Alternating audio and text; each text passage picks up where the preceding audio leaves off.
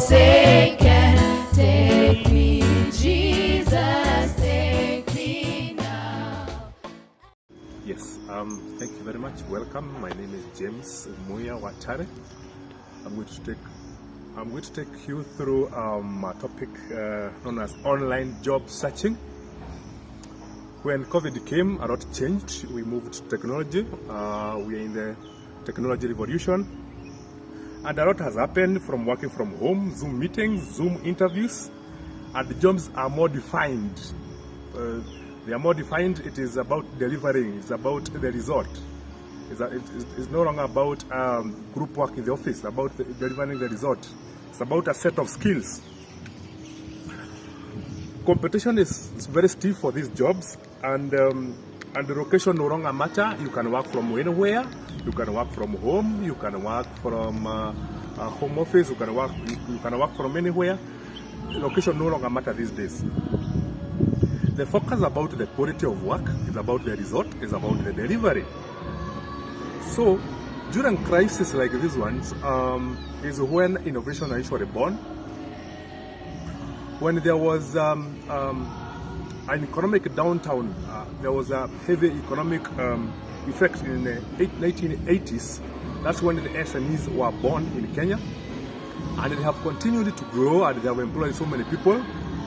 This COVID-19 pandemic has resulted in a revolution of technology. We are in technology revolution, whereby now people are working from home. There is Zoom interviews, Zoom, and there are so many jobs online from all over the world, and people can access jobs from wherever they are, any part of the world. Talking about youth unemployment, it has been a menace, and no country in Africa has been able to provide a tangible solution for youth unemployment. It is estimated that in Kenya, 78% of people aged between 35 years and below are youth. This generation is a victim of a curriculum where they were just taught how to cram, how to memorize. They are exam takers and not problem solvers. The employers are looking more than just crammers and exam takers. They are looking for the skills that you can provide to the job. It is no longer about the grades, but what you can offer the organization, how you can turn around the organization, how the organization can be able to achieve its goals with your skills. It is no longer about the grade you scored. It is more about the value you are adding to the organization. Job searching is a skill, and these skills are not taught in our schools, in our colleges, in our universities. It's a skill like convincing the employer to hire you. It's not taught. Skill like revamping a CV is not taught. Crafting a winning cover letter is not taught. Coming up with an online profile is not taught. These are skills that you need to gain after you graduate. And the difference between those who get jobs fast and those who tarmac for a long time is the ability to relearn and to equip themselves with these skills. One mistake of job seekers that they do, especially the youth of nowadays, is sending a CV, one CV, without customizing it to everywhere, all over. The CV is sent to the village chief, the CV they are sending to the IBC, the CV they are sending to UN, the CV they are sending to Safaricom, which will not work, because we have moved to technology where we are having a dynamic CV where it is online, and a digital CV. A digital CV is whereby the CV is ATS compliant, where you edit according to the JD. These days the CVs are read by the machines and no longer by the humans. It is evident that recruitment have gone online by the number of job boards that we have, the likes of Fuzu, the likes of Brighter Monday, and there are so many job boards. If you search job boards, you get more than 20 job boards. All these in a day, they have about 1,000 jobs available online. And this job board, they utilize the intelligence system, where they're using a tool, the machine, to scan through the CV to be able to give you a score whether the CV fits the job description that have been advertised. According to the recent studies done, youth are the luckiest nowadays. This generation is the luckiest. This is because they can work from anywhere. They can work from home. They can work from their home office. They can work from anywhere, and they can from any country. Doesn't matter that the location is no longer an issue. It is totally irrelevant these days. The youth of nowadays must not think of working in an office from 8 to 5 job. They must think broader. One country known as Bangladesh has been able to corner so many jobs online. It is the second online labor providing country in the whole world, where they get labor from all over the world to provide for its citizens. It means now your location no longer matter. You can work from anywhere, even if you don't have experience. The fact is, the young people have got a fresh mind that they can be able to capture so many skills very fast than somebody who has been employed. There are hundreds of jobs online. The young people need to look for industries that are employing, that are having those jobs online. We have moved to agri-tech, field tech, wealth tech, biotech, and the technology have taken over. We are in technology revolution. According to World Economic Forum, they stated that the children who are joining primary school these days, 65% of them will occupy jobs that are not existing now. That shows you how technology revolution is moving very fast. There are a lot of jobs going out of Kenya. So the young people of nowadays should not focus on the two-dimensional CVs. They should focus on creating an online profile, building their online profile, having a career building online. Future works dictates that most of the work now will be done online. So many job seekers, especially the young people, have been asking, how do I get a job and I don't have experience? You have got industries that are upcoming and they are disrupting the usual way of doing things. An example is Uber and other industries that do not require you to have experience, just the attitude to learn, just the employability skills. One of the things that is missing among the youth these days is the employability skills. The employability skills are like the communication skills, you be able to draft a simple letter,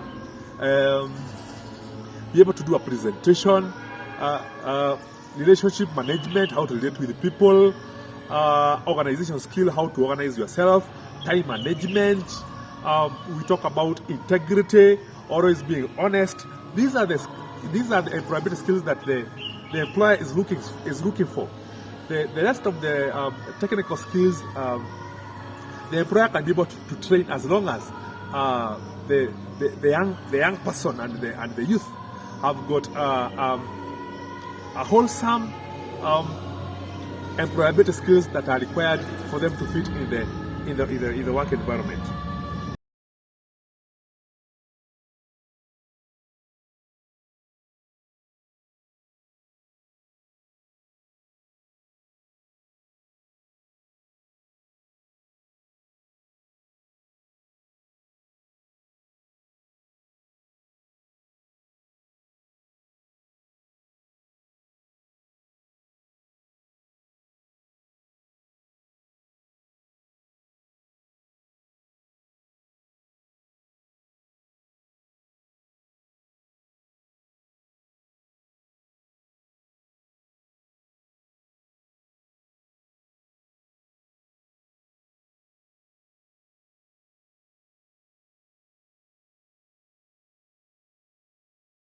For example, in IT, we have got ethical hackers. These are professionals who are paid by the organization for them to be testing the integrity of their systems and their websites. If they are able to hack, then the organization is able to know the system, the website is compromised, so that now they can be able to make it better and strengthen their system, so that the possibility of hacking will not be there. We have also other jobs like robotic engineering. These are not taught in class. Though these are jobs that we encourage the young people of nowadays to be able to encourage to seek where they can get these skills, so that they can be able to fit in the industry as we go towards the technology revolution. They can be able to fit in and get jobs very fast. So many are asking, where are the jobs nowadays? So there are several sectors that are employing as we speak. The government of Kenya is employing currently, is having so many opportunities that have been floated around. Just this week, the Minister of Defense is employing, National Police is employing civilians, so people can check on their websites. The ICT is huge because we are in technology revolution. The businesses are looking for digital marketers. They are looking for storytellers. They are looking for people who can create content. So these are jobs that are emerging in the technology world. So and this can be done from anywhere, from home. The NGO is huge. Is also now restructuring to the demands of the COVID-19 pandemic. So they are trying to restructure and getting new talent so that they can be able to deliver on the organization objective. The jobs are on high demand as we speak are the software engineers. Those are on high demands. Sales and marketing, because of the when there was social distancing and there was mass congregations were banned. So marketing moved online, and so there is a lot of aggressive marketing online.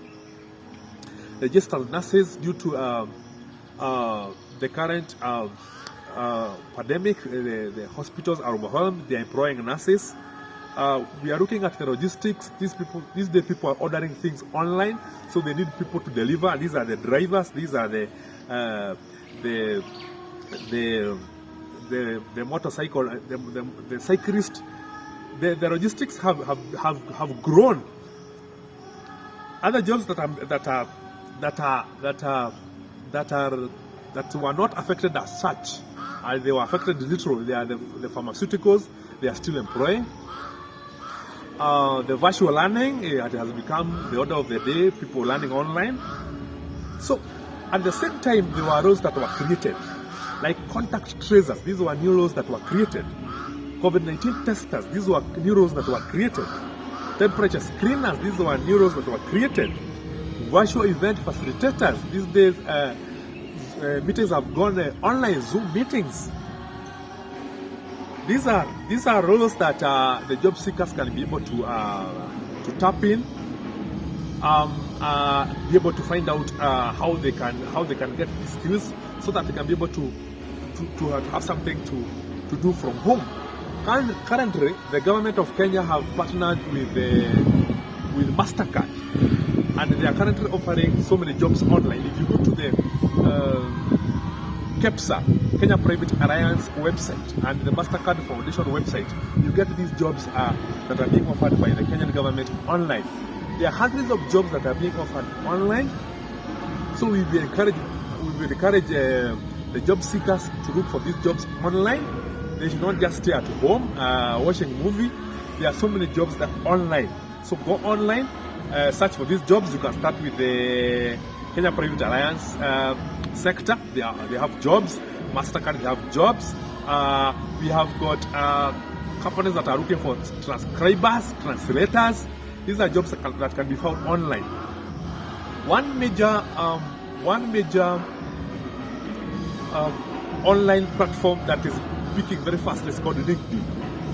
LinkedIn is speaking very fast because these days the recruiters are searching for candidates online. This is because of the tedious process of the recruitment process, whereby if one job is advertised, hundreds of job seekers will apply, maybe thousands, and it becomes difficult for a recruiter to go all those CVs. So what they are doing, they are going to LinkedIn, searching on typing on the search bar the jobs they are looking for, and maybe the first 100 profiles that will appear, they will pick those ones that have got the qualification that they want. And if your LinkedIn profile is not optimized, it will not appear among the top 100. If it is not detailed, if it has just basic information or just the registration information, it will not appear among the top profile that the recruiter is searching for. So mine is to encourage job seekers to establish online profiles. One of it is LinkedIn profile. The other one is registering with the job boards like Fuzu, registering with Blighter Monday. These are using the intelligence system, the ATS system, to be able to scan the CVs, to be able to get the right job, the right candidates for the jobs they have advertised. If you have just been using the CV, which was invented in the 1950s, it's just two-dimensional.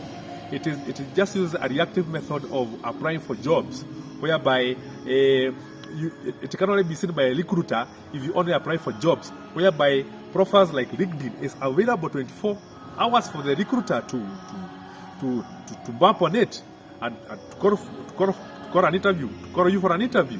It works for you 24 hours. It is a global platform. For example, I have been meeting so many youth telling me they want to work for the NGOs.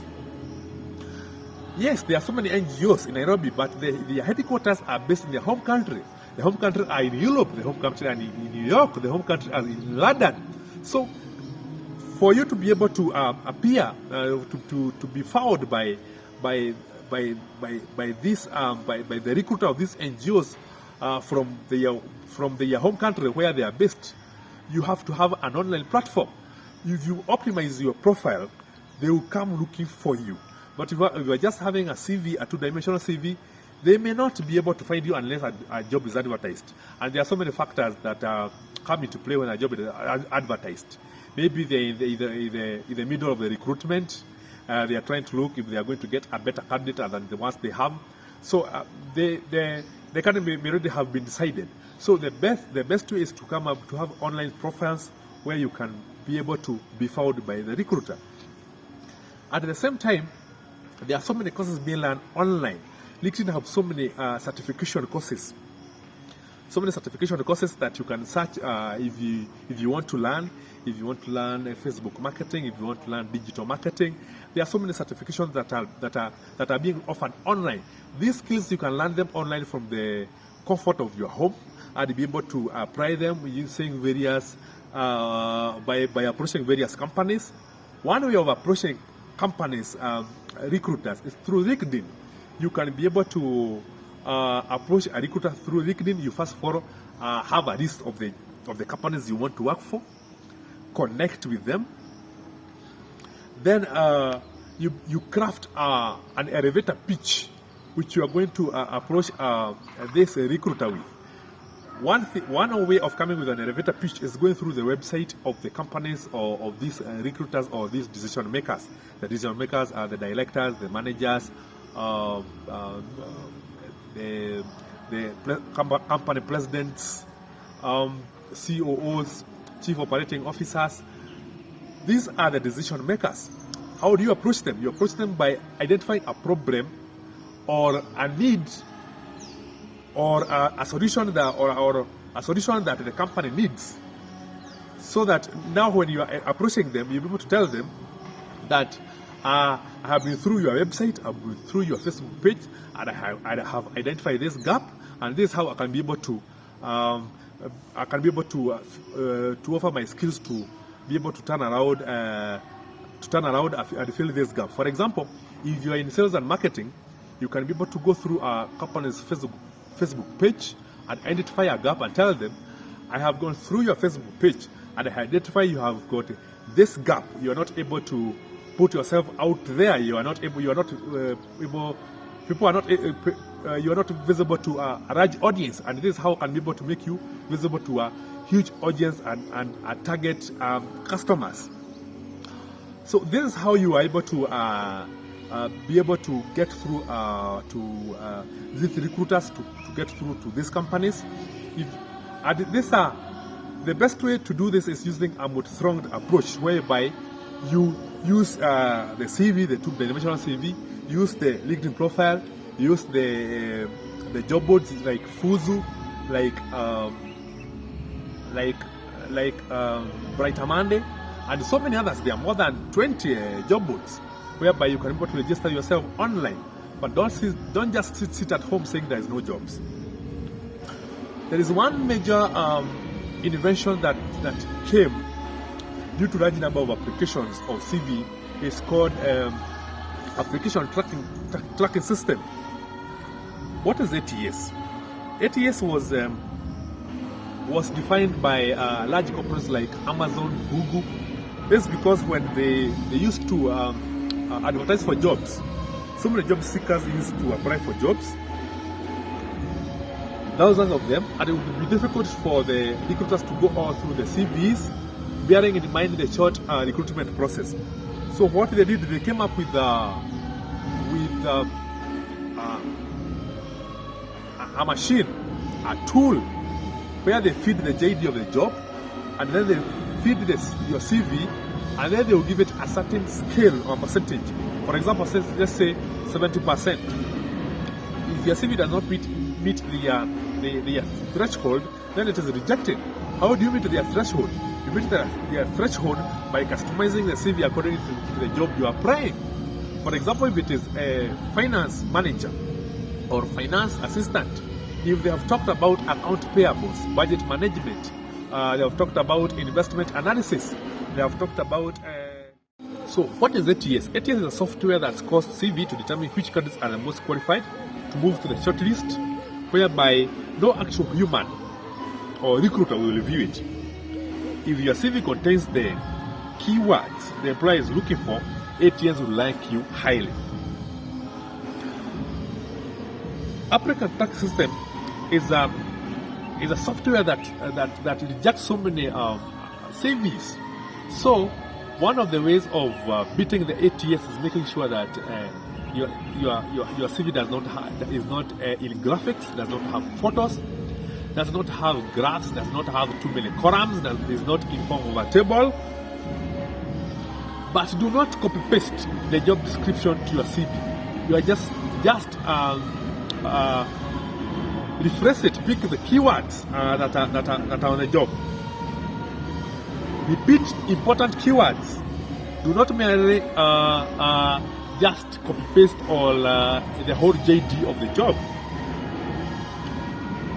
One way of knowing whether your CV is compliant is using the job scan. Job scan is available online, whereby you can upload your CV and you can upload the job you are applying for, and you can be able to check whether your CV is ATS compliant.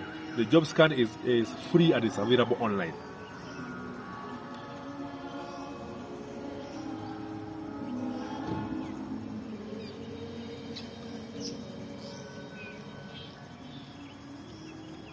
Let me now move to the structure of an ATS compliant CV. An ATS compliant CV should be able to have the contact details, which include full name, your mobile number, and your email address at the top. Next, you should be able to have the title. The title is the job that you are applying, or a title that is close to the job that you are applying without misrepresenting yourself. The next section is the profile summary. The profile summary talks about your experience, your value, your skills, and your expertise. this is your profile summary should be able to replace the career objective. The career objective does not speak of your value. It should be replaced by a profile summary. The second section is now the skills and the competence section. This is where you edit the CV and include the keywords that have been used in the JD. This is where you include. The second section is the key achievements. Everyone can be able to perform any role, but the employer wants to see, have you gone beyond your normal duties to achieve something? Are you a doer or you are an achiever? So this is the section that's able to tell the job seeker whether you can be able to, you are of value, or you are just an average person or an okay person who just do the normal duties and you are just okay. So this makes the difference of people who can be able to catch the eye of the recruiter, and those who can. Section is able to communicate your value. I usually tell job seekers and the young people there's a difference between 1 year of experience repeated 5 times and 5 years of experience. So this is the section that shows your value. This is the section that shows you can be able to deliver. The second section should be your experience, the jobs that you have held. It is started from the most recent to the first job that you started. Then there's the following section is the professional training and certification. You have a certification like CPA. You have a certification like CPS. This is where you indicate. The second section is you have publication. There is a section for publication, and the section that follows there is hobbies. Hobbies should only be included if they add value to your CV. For example, if you are in communication and you are a journalist, and your hobbies is vlogging, your hobby is blogging, then you can indicate that as a hobby. If your profession is a hospitality industry, you are in food and beverage, and your hobby is cooking, you can indicate that. But if you are in finance and your hobby is playing football, your hobby is socializing, that is not a hobby to include in the CV. That section should be removed at all if your hobby does not add value to your CV. The last section should be able. The last section is your referees. Your referees are people who know you professionally. Do not include your relatives. Do not include people who don't know you well. Do not include people who have a bad reputation about you. These are professionals to be able to vouch for you and be able to tell the job seeker, that the recruiter, that you can be able to deliver when given the job. The bottom line of the current job market is, let us not focus on the grades. Focus on the value that you are providing. Focus on what you can do for the organization for it to turn around. Focus on the problems you can solve for the organization. We have moved from grades to skills. We have moved to the value that you can offer the organization. It's about value for money. That is value that you can offer the organization. Thank you very much.